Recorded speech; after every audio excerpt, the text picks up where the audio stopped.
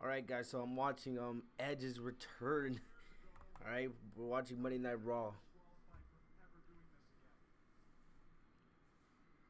Watching the return of Edge. So we're gonna do I just wanna do like a live reaction to that, and then afterwards we'll get through to the review. Which probably won't be super long tonight. But yeah.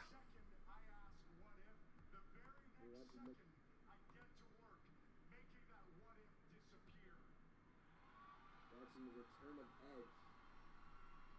So we're gonna do I just wanna do like a live reaction to that, and then it's so good to see Edge back.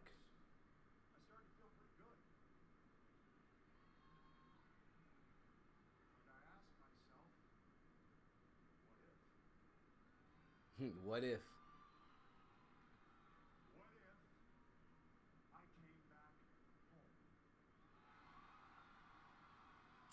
Edge came back home, everybody. Damn.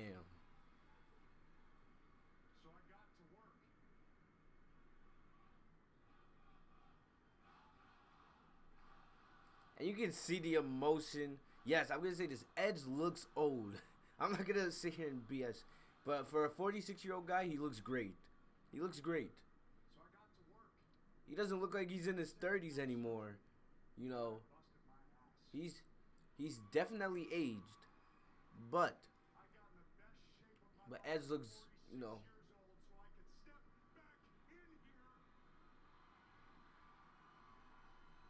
I kind of want to see this. Like, I hope they do like a WWE documentary, like Chronicle on Edge's return.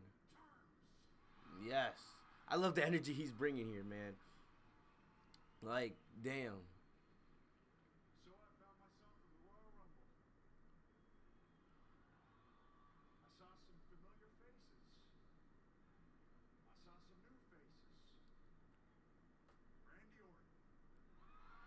Yeah, bring back rated RKO.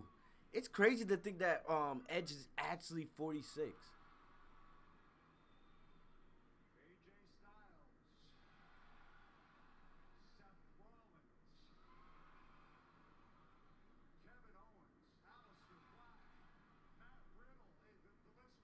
There's so many new names. Oh yes, Edge is officially back, baby. He just basically confirmed, but is it gonna be full time or part time?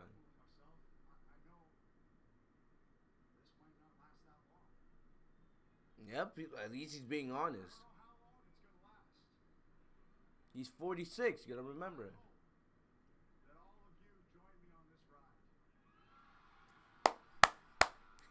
I love Edge. Oh, that's awesome.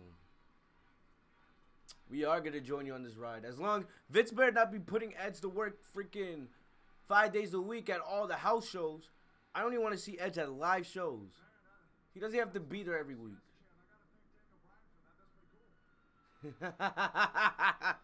Edge loves the yes chance.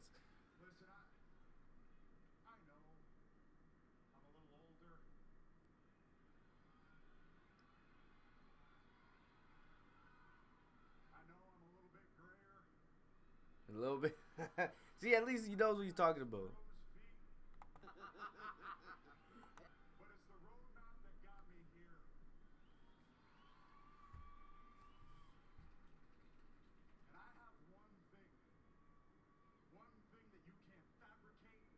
Mm.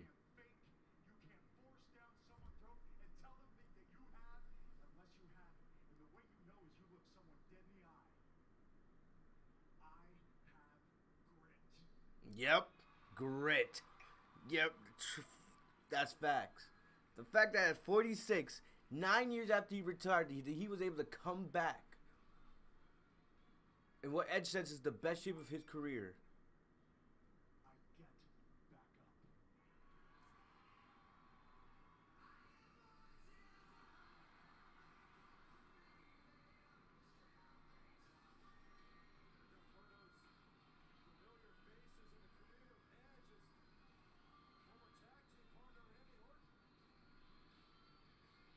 So Randy Orton coming out. Remember, Edge eliminated Randy Orton from the Rumble last night.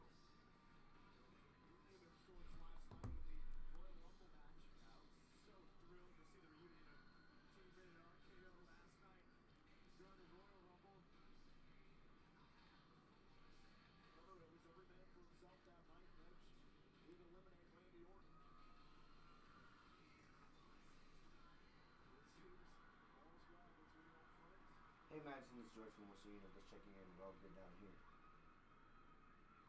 Yep.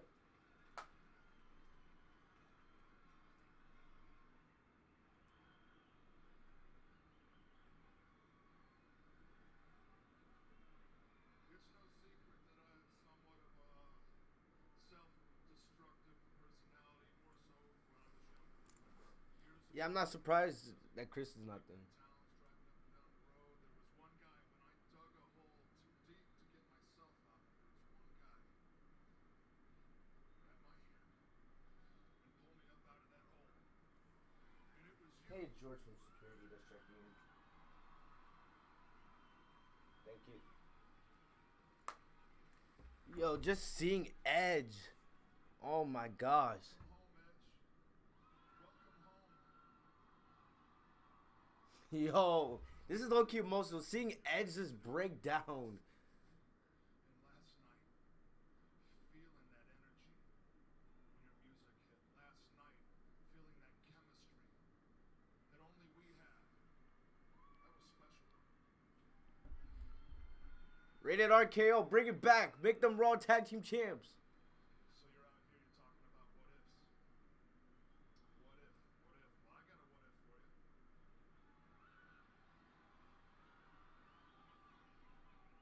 know how you're going to feel about this. I don't know how all these people are going to feel about this.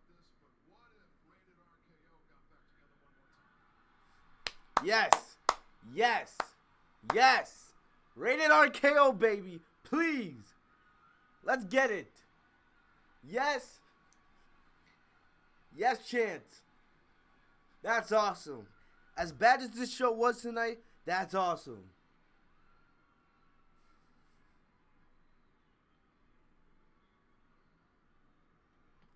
Oh!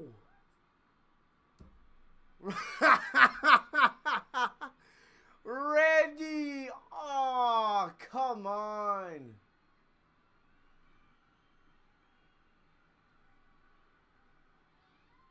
I don't know if that's a heel turn or... I'm not surprised at all. The Viper. The Legend Killer.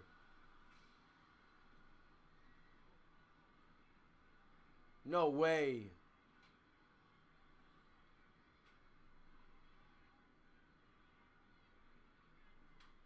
No, no, no. Oh. I wonder how that actually feels. Edge hasn't taken a chair shot in years. Oh. I don't know if Edge is just an amazing actor or... Damn.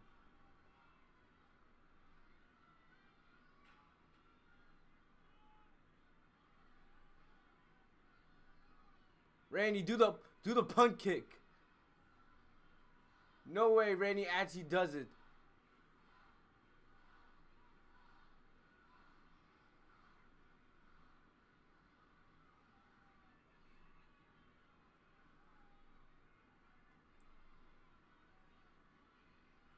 This is crazy. This is actually wild right now. I was not expecting this.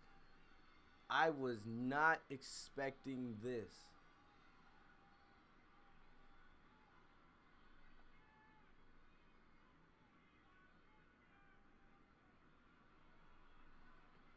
Now, don't do it, Randy. Don't do what I'm thinking. No.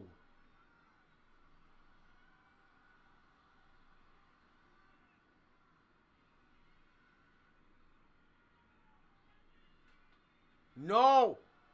No. Chill. Chill. Chill. Chill. He put his... Please. Randy, don't do it. Randy, do not do it. Please. I'm begging you. So, someone stop this, bro. I know this is sports entertainment. Please don't do it, Randy. Randy, don't do it. Randy, don't do it. Randy, don't do it. Randy, don't do it. No. Please. Oh, please don't do it, Randy. Please, Randy, don't do it. Just leave. Leave. Do not do it.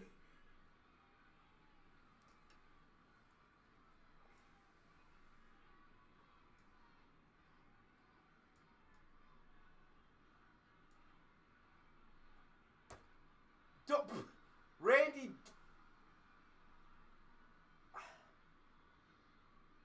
No.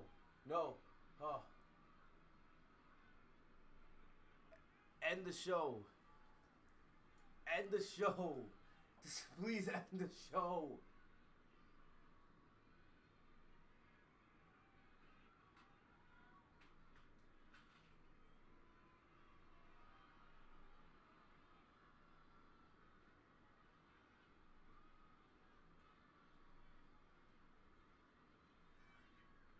What is Randy doing? Whoa, whoa! He got two chairs. No, Randy, please. What is he thinking?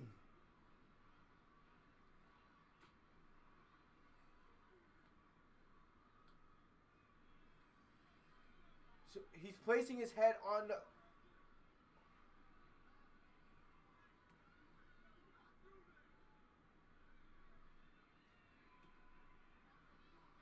Bruh.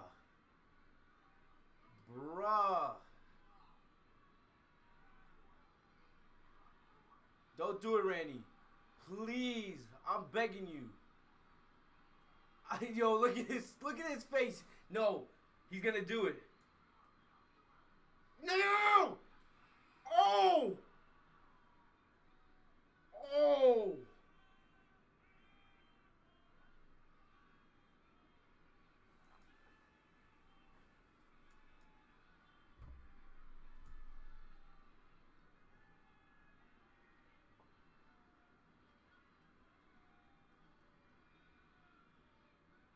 Wow.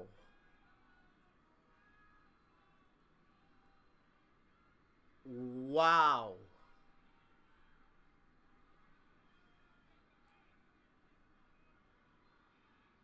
Wow.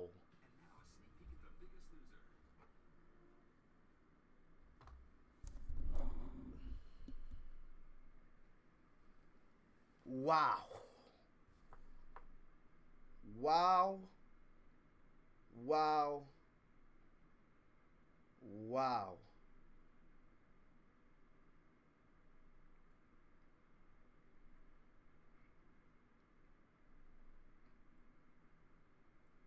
Guys, I don't even know.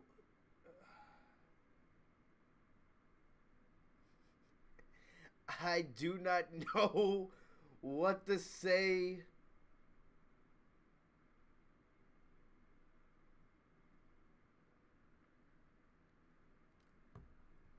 Actually, I do know what to say. This is...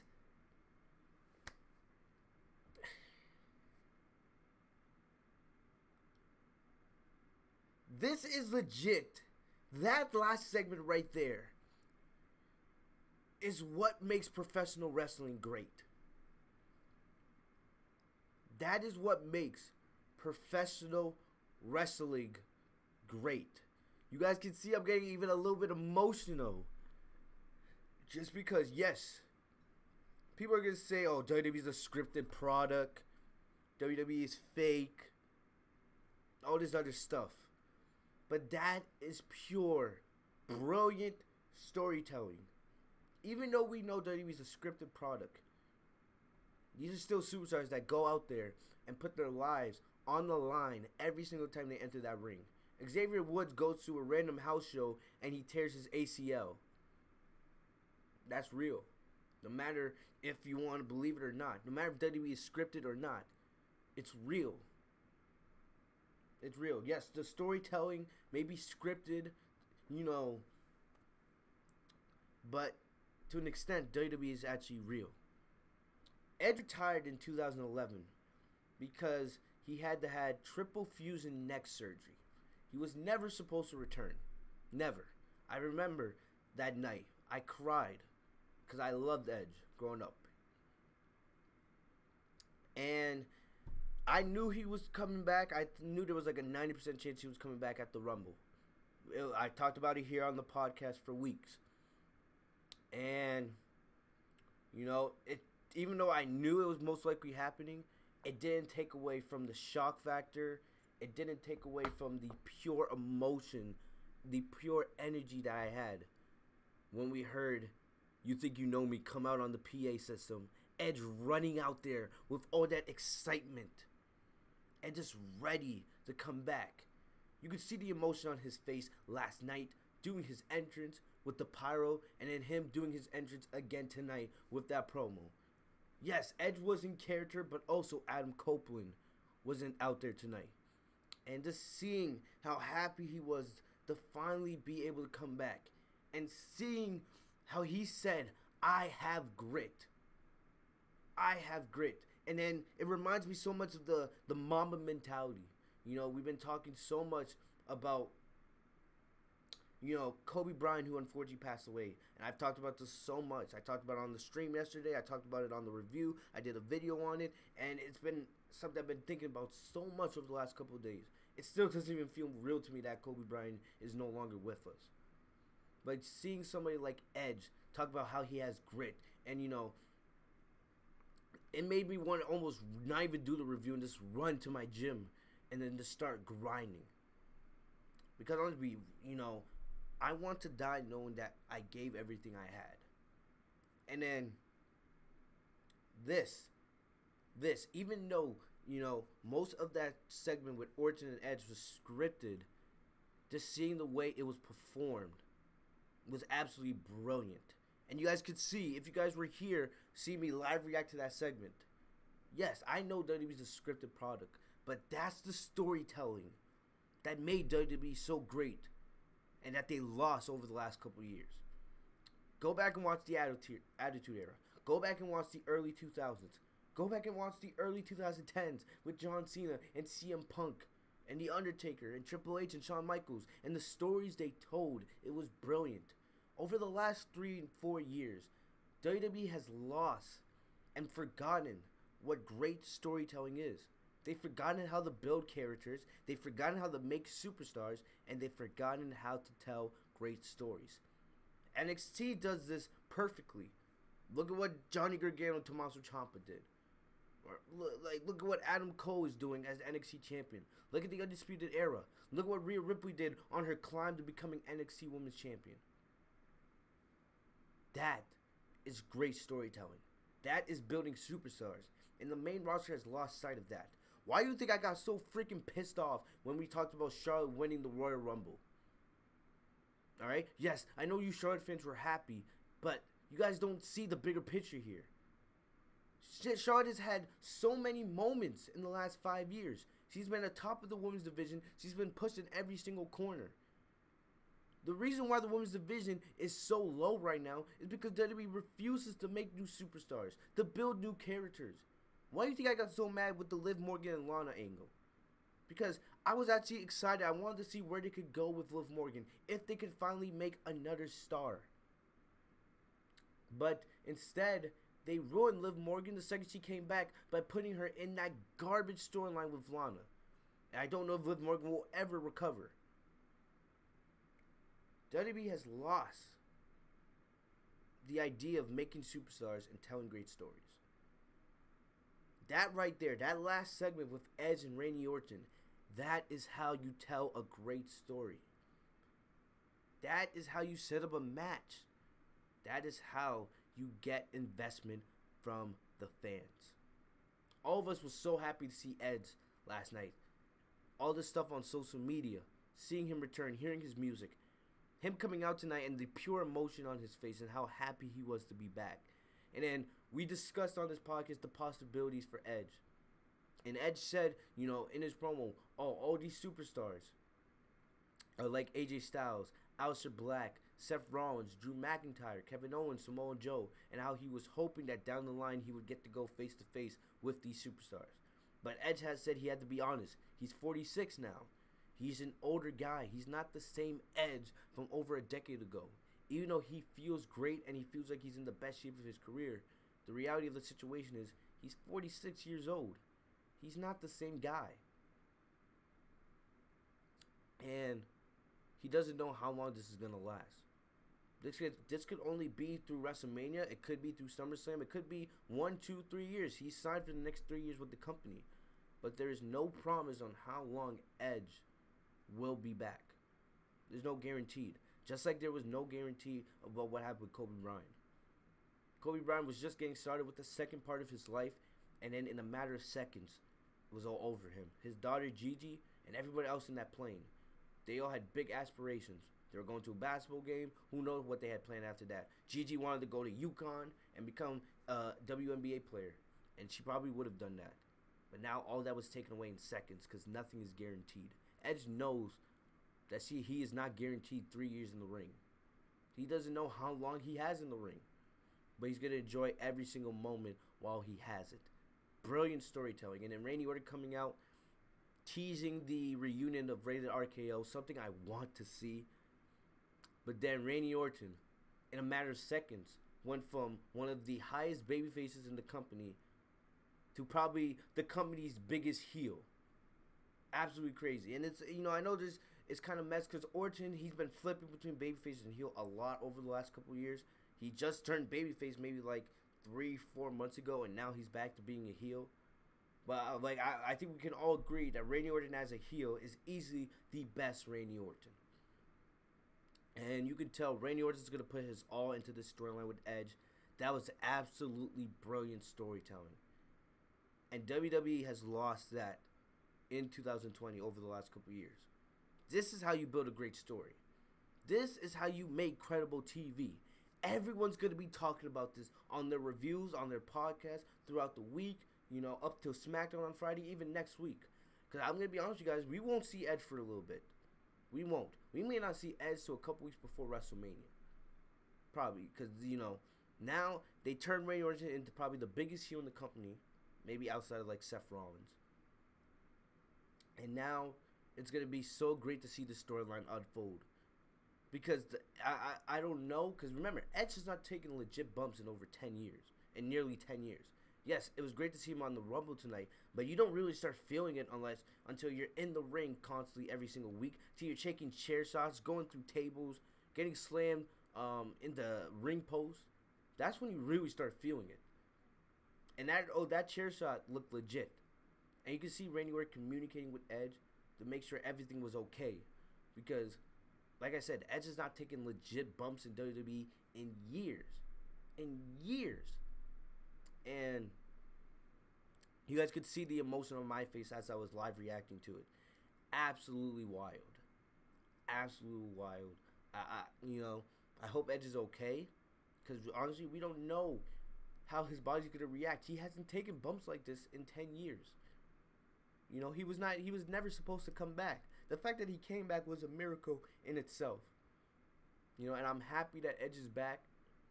And it's going to be very interesting to see where this storyline goes. I can definitely see them giving Edge versus Randy Orton at WrestleMania now. And I have no problem with that at all. I'm so happy to see Edge back. I love what they did tonight. Love what they did tonight. Randy Orton teasing.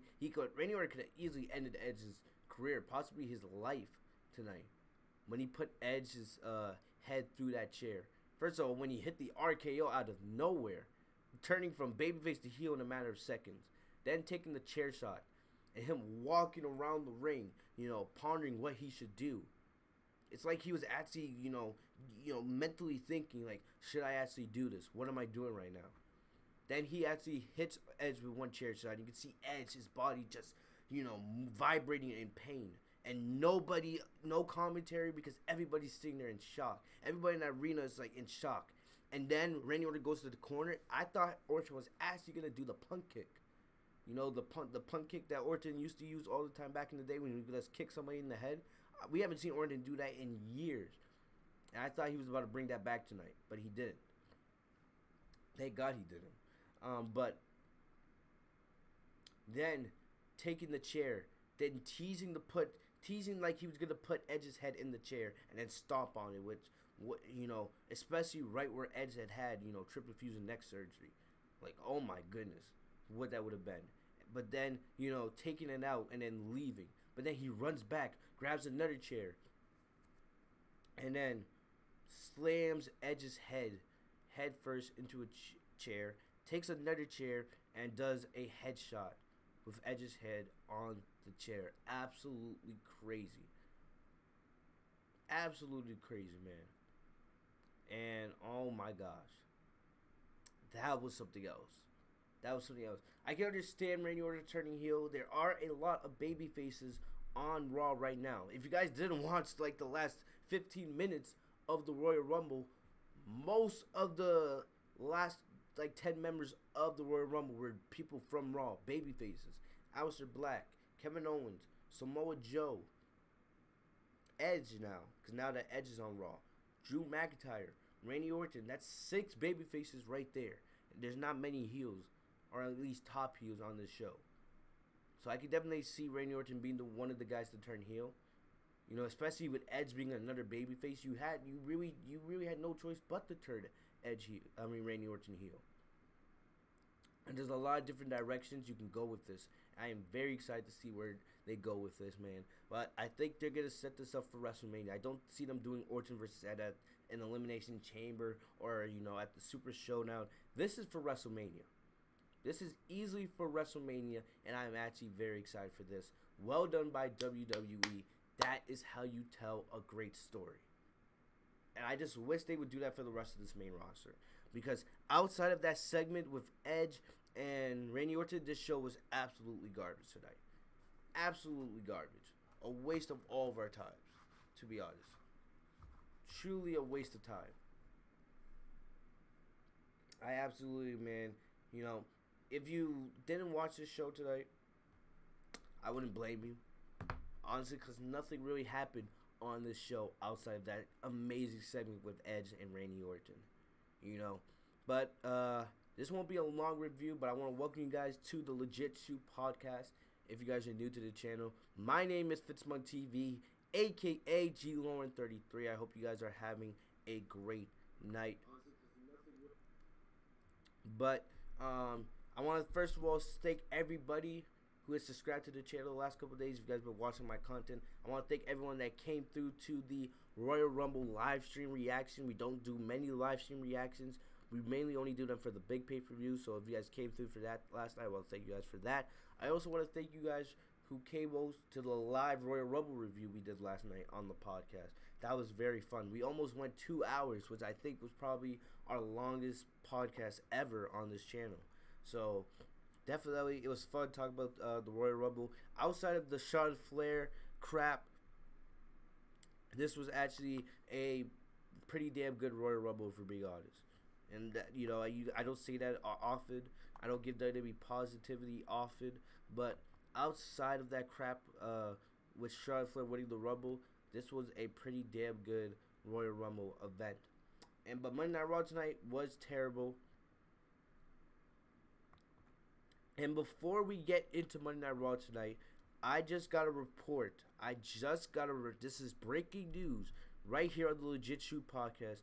Breaking news: Andrade Cien Almas, currently, Charlotte Flair's fiance, currently the WWE United States champion. He has been suspended by WWE. We're not getting Sasha versus Becky at WrestleMania. We're probably getting Sasha versus Bayley.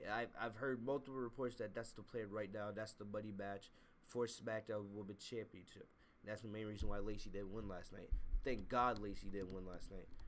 But yeah, I don't know if Charlotte Flair was always supposed to be the planned winner, and I really don't want to talk about Charlotte, but I don't know if Charlotte Flair was always supposed to be the planned winner of the Royal Rumble, because Sasha was supposed to be in the Rumble, but she was taken out last minute. And they're not really revealing any news about her injury. I don't even know what her injury is. She was on Xavier Woods' Up Down Down live stream earlier today, and she looked perfectly fine. But that's just by my point of view. I have no idea how she's actually feeling. Some people said it's a leg injury. Some people say they don't know. I just hope Sasha gets healthy because they need her for WrestleMania. All right. And that's just my honest opinion on that. But yes, the breaking news: Andrade Cien Almas has been suspended for 30 days by WWE. So according to Pro Wrestling Sheet, Andrade has been suspended for 30 days by WWE for a violation of the company's wellness policy. It is his first violation, and he was informed as of this morning.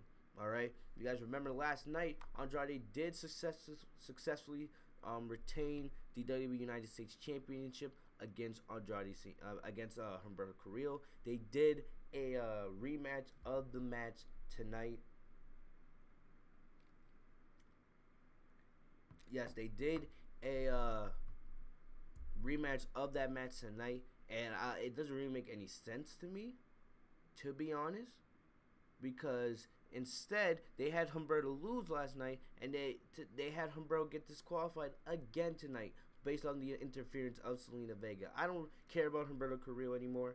The guy's been buried, the guy's just lost too many times for me to take him seriously. The guy has in-ring talent, but when you're constantly losing, I'm not gonna see you as anything more as a loser. Let's be honest about it. I say this about Dolph Ziggler all the time. Dolph Ziggler is one of the best all-around performers in WWE. All right, he can put on a 4 to 5 star classic with almost anybody you put him in the ring with. But WWE for years has not booked him correctly. So now I just look at him as a loser. I just don't care. Same thing I can say about Cesaro.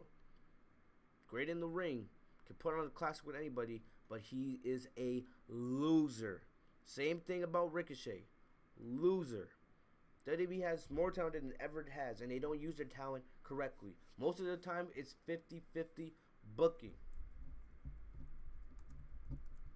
But Andrade has been suspended for 30 days for violating the wellness policy. You know, I'm not surprised. Not really that surprised, because it seems like, you know, every week somebody else is getting suspended. Robert Roode just got suspended for violating this policy back in December. Roman Reigns violated that policy a couple years ago. Randy Orton's violated that policy twice. Alright? So it's really not a surprise. It's not a surprise here. You know, the thing that doesn't make sense is if Andrade got suspended and if WWE informed him earlier this morning that he was going to get suspended for 30 days for violating the policy, why is he still the United States champion? They did the spot tonight when Humberto did a DDT, the same DDT that Andrade did to him weeks ago on Raw. And that, you know, that will most likely mean that Andrade will be out for the next 30 days. You know, but the thing that doesn't make sense is if he's out, right?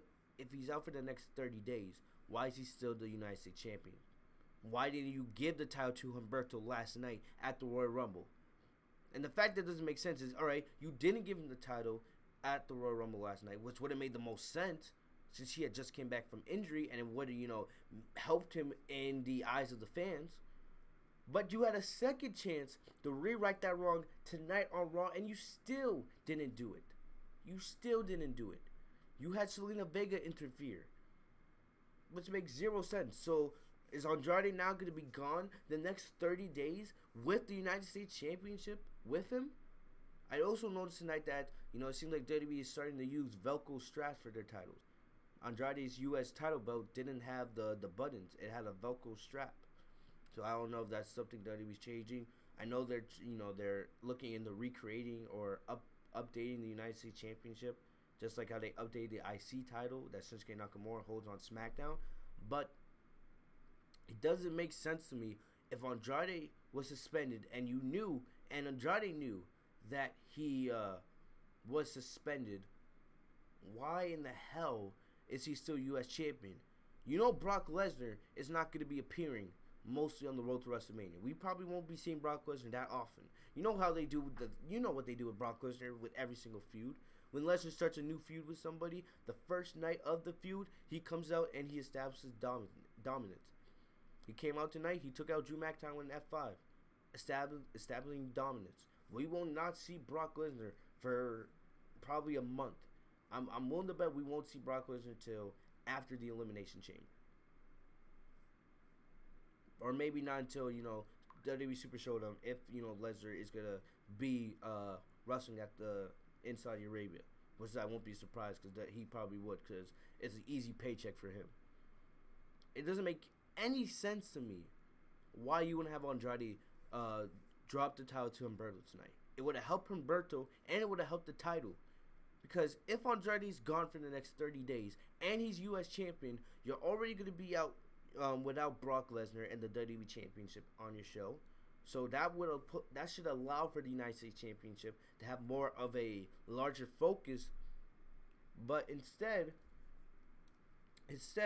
if Andrade is holding that title while he's suspended, you're going to be without your two main male champions. So Paul Bearer would win that easily.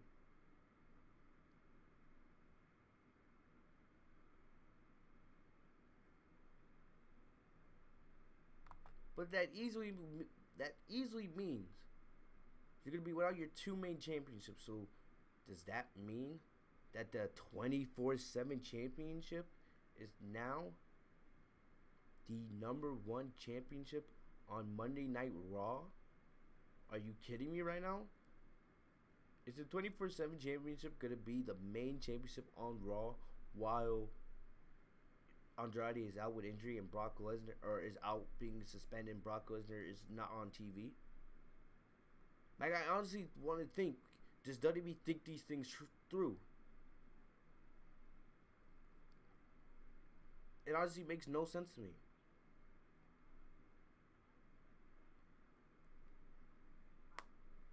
No sense to me.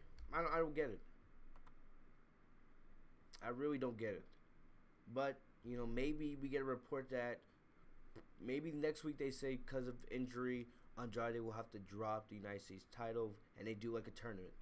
And then maybe a Super Showdown or Elimination Chamber, you know, we have the winner for the, we have a, you know, a championship match to figure out who's going to be new United States champion. That's what I would do. Honestly, yeah, that would actually not be bad. Have a tournament, you know, maybe 8 to 10 people. You can have like Aleister Black, Buddy Murphy. So many names you can put in this. Eric Rowan. I don't know why the names are not coming to my head right now. You know, Ricochet. And there's so many other people that have not been used on WWE television right now. If Andrade is out, right, and he's not going to be able to compete, do a United States Championship tournament. And then at the Elimination Chamber or at Super Showdown, you can reveal the new United States title belt. And you can get somebody highly over, start making a new star by having them become the new United States champion. And then maybe when Andrade comes back, you can do a feud and have Andrade get his rematch or whatever you want to do. And you could set up the United States title going into WrestleMania. Make it actually feel important. So even though it sucks that Andrade's going to be gone, but this could actually be a blessing in disguise when it comes to the United States title picture. This could actually force WWE to actually build up its mid-card.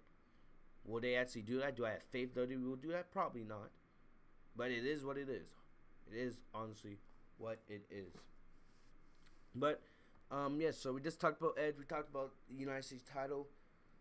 I'm going to go through this show as quickly as possible because, to be honest, guys, I do not want to be reviewing it. I really do not want to be reviewing this show. Outside of what happened with Edge and Randy Orton, this show sucked. This show honestly sucked. But the show started off with Drew McIntyre coming out. This was actually decent. Drew McIntyre came out. He got a huge ovation, well-deserved. I said for weeks right here on this podcast that Drew McIntyre would be the one to eliminate Brock Lesnar, and he also would be the one to win the Men's Royal Rumble. I said it. And you guys that watch me every single week, you guys know you can legit validate that. I predicted it, and I love to be right. Love to be right. I'm still pissed off about Charlotte, but I'm very proud that I was right and be able to say that Drew McIntyre won the Royal Rumble. McIntyre got a huge ovation. You could see the emotion and the happiness on his face. I was very glad for Drew McIntyre. He was getting a chance of you deserved it, and he was soaking it all in. McIntyre said half of the boys in the back are afraid of Brock Lesnar, but he knew he could eliminate Brock Lesnar, and he was able to eliminate him with one devastating Claymore kick that made Brock Lesnar jump over the top rope and eliminate himself. And I like this. Drew McIntyre, this was a badass moment. He's like, usually people that win the Royal Rumble, like we saw with Charlotte later on in the night, which made me absolutely sick to my stomach. McIntyre said usually people like to sit around and just, waste time and, just keep teasing about who they're going to face for a world title at WrestleMania. Well, me, I don't really like to waste time. That's not the way I do things. He straight up said, I'm going to challenge Brock Lesnar. You know this now. Alright? And I'm going to beat Brock Lesnar and become WWE Champion at WrestleMania. And McIntyre said, I have a lot of energy in my system tonight. I'm feeling good. So basically, he's like, I'm in the mood to unleash a bunch of Claymore kicks to get my energy out.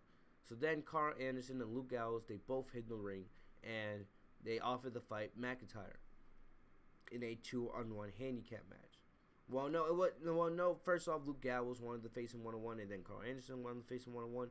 Then McIntyre came up with the idea that I'll just face you both in a handicap match.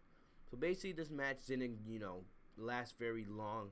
I love Drew McIntyre, but WWE needs to stop. They keep calling the OC, the best tag team in the world, because they won that stupid ass battle royal back at Super Showdown last year. Yeah, greatest, best tag team in the world, but you can't beat one man. The OC barely got any momentum in this match. This match was pretty much over in 3 to 4 minutes.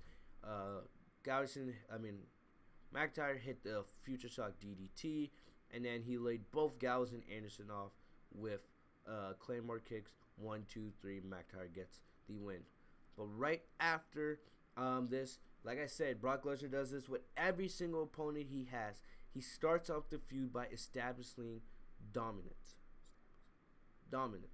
He comes out of nowhere, attacks McIntyre from behind, hits him with a huge F5, which looked to really rattle Drew McIntyre, ripped his shirt off, left the ring, and that was that. So, like I said, if we don't see Lesnar for a couple weeks, you know why. Because Lesnar feels like he just established dominance. Just wanted to get a little bit of a hint of vengeance on McIntyre for eliminating him from the Rumble last night. So overall, good segment. Gallows and Anderson, officially jobbers in my opinion. You got beaten in a 2-on-1 handicap match, yet they call you the best tag team in the world. You're nothing more than jobbers. Nothing more than freaking jobbers. But it's definitely going to be very interesting to see how they do this McIntyre-Lesnar feud going forward. All right. Next up, we had Rey Mysterio versus MVP. We haven't seen MVP wrestle since, I believe, 2011. Last time we saw Rey Mysterio and MVP was back in 2009. Remember, MVP made a surprise entrance in the Royal Rumble match last night. MVP still has one of my favorite WWE theme songs of all time. I'm coming. Nobody to stop me. Nobody to hold me down. I'm coming. I love it. They gave MVP a quick 30-second video package to try to, reintroduce him to the fans. I don't know what's MVP's contract situation. I believe this is temporary. I don't think he's staying with WWE full time. If anything, this match showed us that he's not staying, full time. But I'll say this: Rey Mysterio at his age, the move around the ring the way Rey Mysterio can at his age is absolutely incredible. Absolutely incredible, man. And you can see MVP. You can see, I don't know what he's been doing the last couple of years. I believe he was in Impact. I don't know if he's actually been wrestling as of late. MVP did mainly work as a heel in this match, but you could tell MVP, he loved being out there at least one more time in front of the WWE Universe. But you could tell also age was not on MVP's side. He was breathing very heavily throughout the match. He got tired. He looked fatigued, and he also looked a step slow. And look at Mysterio. Mysterio is pretty old himself, and he's still moving at an incredible speed at his age. But MVP, you can tell, man. I hope this is the last we see of MVP, because I can tell the guy does not have it. I tweeted on Twitter how long till we see MVP and the Street Profits together. But, I don't expect MVP to be along very well, especially with the ending of this match. At the end of this match, Ray did a seated senton. Then he hit a springboard moonsault for a close 2 count. MVP then recovered. He hit him with the ballin' elbow. Ballin'. I missed that move. And then for a close 2 count, Mysterio kicked out. Mysterio then hit the 619 to MVP's back and finishing off with a springboard frog splash. This was okay for what it was. It was a decent TV show match at best. It was good to see MVP, good to see him at the Rumble, even though he got absolutely fed the legend in like 10 seconds. But it was also good to get to see him like one more time tonight. But honestly, in all honesty, it's time for MVP to hang it up. All right, and the thing is, it's better for him to hang it up because I don't think WWE would have any plans whatsoever to actually push MVP in this day of age. Good to see him, man, but it's clear to me, and I think it's clear to everyone else, that he's just not meant to be in WWE right now. All right, his best days are behind him. Next up, we had Aleister Black in action. Aleister Black going up against another jobber. And I want to say one thing. WWE changed the Raw commentary team tonight. All right. We saw, a new commentary team. Tom Phillips and Byron Saxton. They were once the commentary team with Corey Graves on SmackDown about a year back. But Phillips then got ousted. They added Vic Joseph to Raw when they moved Michael Cole over to SmackDown with Corey Graves. And, Tom Phillips, I think he was working NXT UK in the meantime. But we saw Tom Phillips last night at the Rumble. And I was like, why? What's going on with Vic Joseph? Vic Joseph had only been there for about maybe 2-3 months at best. He hadn't been there very long. And, Dio Madden, remember, he was cut out after only a couple weeks when they had, Lesnar take him out. And, WWE, especially with Raw, SmackDown's commentary team has remained consistent since the last WWE draft. But Raw's commentary team has been changing a lot over the last year. There's been so many changes to the commentary team.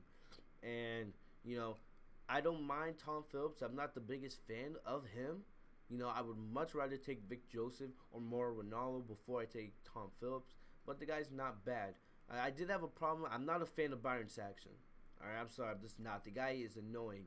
One thing is, I think Tom Phillips was feeling under the weather tonight because, it seemed like when he was trying to speak, it looked like he had like a sore throat and he just wasn't feeling good. It felt like his voice wasn't there at all tonight. So I don't know, but it looked like Byron Saxton was trying to take the lead commentary roles. But I'd much rather, if this is gonna be the new Raw commentary tag team, going forward, I'd much rather have Tom Phillips in the lead role with Saxton and Lawler providing analysis. And usually I'm not a big fan of the 3-man booth.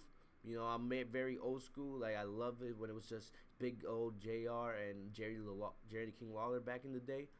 And they would only do, like, bigger announce teams when it comes to really big events, when, the divisions and the shows were going up against one another. But, I don't really mind it because Jerry King Lawler can also be a little bit annoying on commentary at times.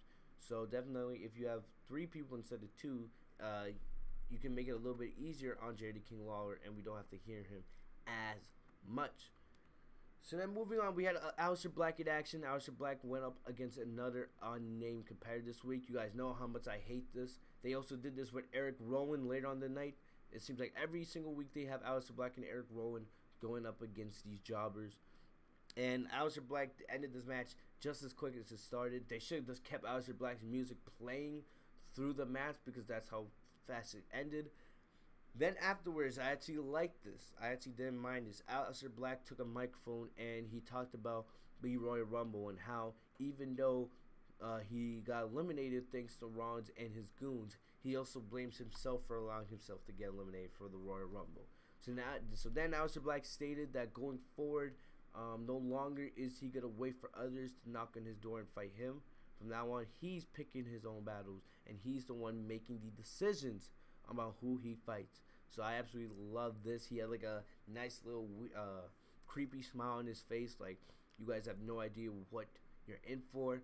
And I can definitely see this factoring, especially since Seth Rollins, Buddy Murphy, and AOP were the ones to gang up on him and eliminate him from the Rumble last night. I can definitely see in weeks going forward, Aleister Black teaming up with Samoa Joe and KO to help even the odds against AOP, Seth Rollins, and Buddy Murphy. So this was not bad. You know, I love this kind of Aleister Black. When he's vengeful, when he doesn't give a crap. Like, we need more of this Aleister Black. Aleister Black, like I said, is a future world champion if WWE books him correctly. Will they ever? I don't trust them. But the potential is there. Next up, we had Samoa Joe and Kevin Owens outsmart Seth Rollins and Buddy Murphy. So the new Raw Tag Team Champions, Seth Rollins and Buddy Murphy, they hit the ring 1 week after winning the new Raw Tag Team Championships from the Viking Raiders, which I still don't understand. I still sit here a week later and I'll say that it should have been AOP. AOP should have been the ones to win the Raw Tag Team titles. They should have been the ones put in that position, and WWE didn't, and WWE failed. But then Seth Rollins spoke on the win, and this would help lead us into the next match, which was supposed to be KO and Samoa Joe against Murphy and Seth for the titles. But the thing about it is, here's my complaint. I understand that these four are feuding, right? And you have AOP involved, and, you know, potentially now Aleister Black and the Viking Raiders all involved in this. What did Kevin Owens and Samoa Joe do to deserve a Raw Tag Team title opportunity? It's like the last couple of weeks when every time Seth Rollins gets on the mic backstage and says he should get an opportunity at a title. It makes zero sense to me. Zero sense to me. Samoa Joe and Kevin Owens, as much as I love them as a group, they've done nothing, absolutely nothing, to deserve a tag team championship opportunity. Outside of pinning, tagging with the Big Show, which I don't want to remember, you guys should be able to see my point. They had done nothing to earn this opportunity. Makes absolutely no sense, in my opinion, why they decided to go that direction. No sense. But this was actually not bad of a segment. Alright? Samoa Joe and Kevin Owens come out, suggesting that they're very eager to get onto the battle, but they didn't want to come down to the ring because they were worried about getting attacked from behind by AOP.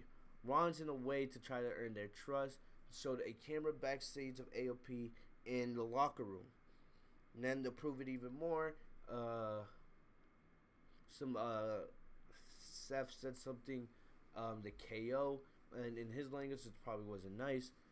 And I loved it, because after his KO, and Joe was like, "Oh, so now that we know that you guys are in the locker room, it's time for us to get you."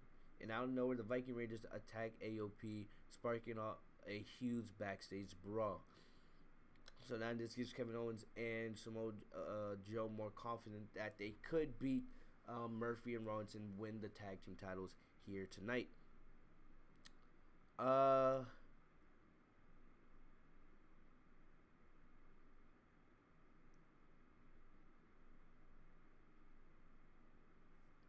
Yeah, so then as the show had the break, we come back. We got the match itself. And this wasn't a bad match. But eventually Samoa Joe did get kicked out of the ring from ringside area. So this is what happens. Joe is going after Murphy. He's backing him in the corner and hitting with jabs left and right. Owens comes in and he's unloading Buddy Murphy, taunting Seth Rollins with the DX chop. Then, Rollins and Murphy start to beat up Joe. And then Rollins went for a corner splash. And then Joe then took dominance back into the match. During the break, the medical team forced Samoa Joe from the match. So he didn't get disqualified or anything like that. But the medical team thought Samoa Joe couldn't continue. So I don't know if this was just to continue the storyline or if this was actually something they noticed during the match. But Joe was taken away from the match, forcing KO in a handicap match to fight on his own. So Kevin Owens did a frog splash to Rollins, nearly won the match for himself, but the Monday Night Messiah kicked out at 2. Owens took a lot of offense from Murphy, and then near the end of this match, Owens hit Seth with the stunner, and we thought we were going to get the win. We thought we were going to get Seth as the double tag team champions, but Murphy out of nowhere rolls up Seth for the win and gets the successful title defense. So it's absolutely wild. You got to be aware of your surroundings at all times. But it doesn't really hurt KO and Joe in the process, just for the fact is Joe was...